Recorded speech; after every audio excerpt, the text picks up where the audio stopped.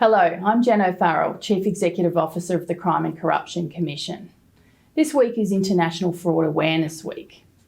As you all know, fraud can cost our organisations a great deal in terms of money, resources, reputation and lost time. Over the last 5 years, the CCC has received over 3,000 allegations of misappropriation or unauthorised use of resources. They all related to work areas such as payroll, inventory management, fleet management, accounts processing, procurement, grants administration, asset disposal, and capital works. Our data shows that allegations about fraud have increased 700% over the last 5 years, increasing from just 218 allegations to 1,538 allegations. As a CEO, I understand the tensions that exist between the demands to achieve strong, consistent outcomes, the needs of diverse stakeholders, and the limited resources we have to achieve this. It is a constant challenge to find the right balance between time, resources, and quality to achieve our competing priorities. When fraud occurs, it makes the challenge even more complicated.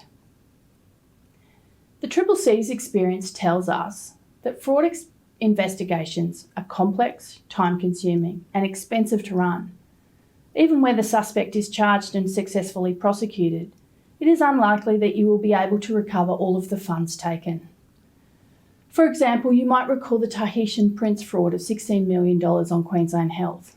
Joel Barlow was successfully prosecuted and the cash and many assets were seized, but at the end of the day, there was an unrecovered shortfall of just under $5 million. In 2020, the Australian Institute of Criminology published a report about fraud within and against the Commonwealth.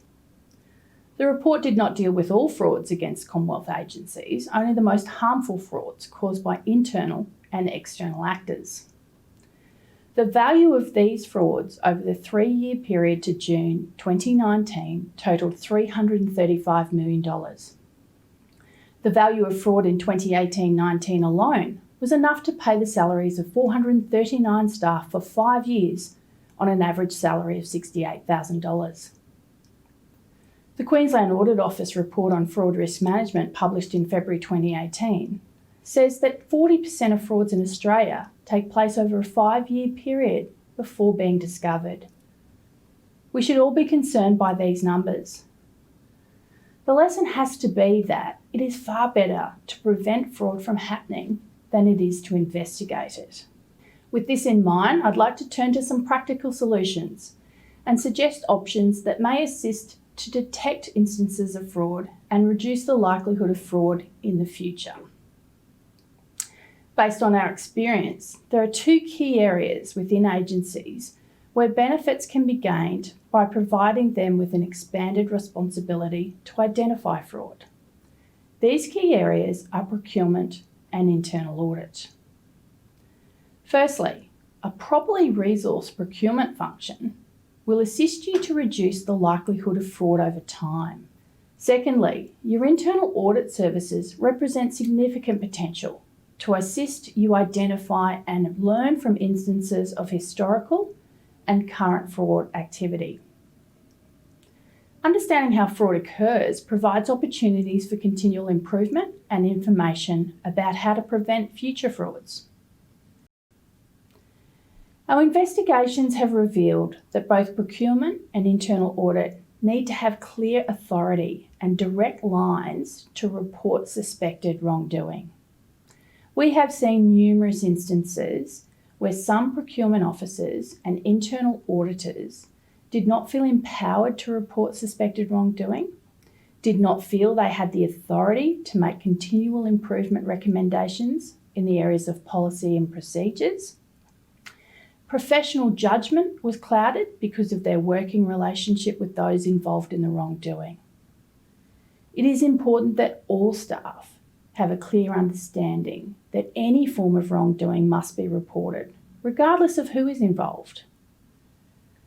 They must have a clear line to report suspected wrongdoing, including anonymously, and they must have clear policies and procedures to guide their reporting decisions and arrangements. During International Fraud Awareness Week, we should all take time to think about the invisible nature of fraud and to remind ourselves about the lost productivity that fraud represents. It is also important to think strategically about how you can maximise the defences available to you in your existing trusted and professional teams. As I mentioned earlier, there are careful balancing acts when deciding how to allocate your limited resources. However, you have the authority to improve your agency's anti-fraud performance by ensuring your procurement and internal audit teams have the capability and the confidence they need to help with this important part of your job.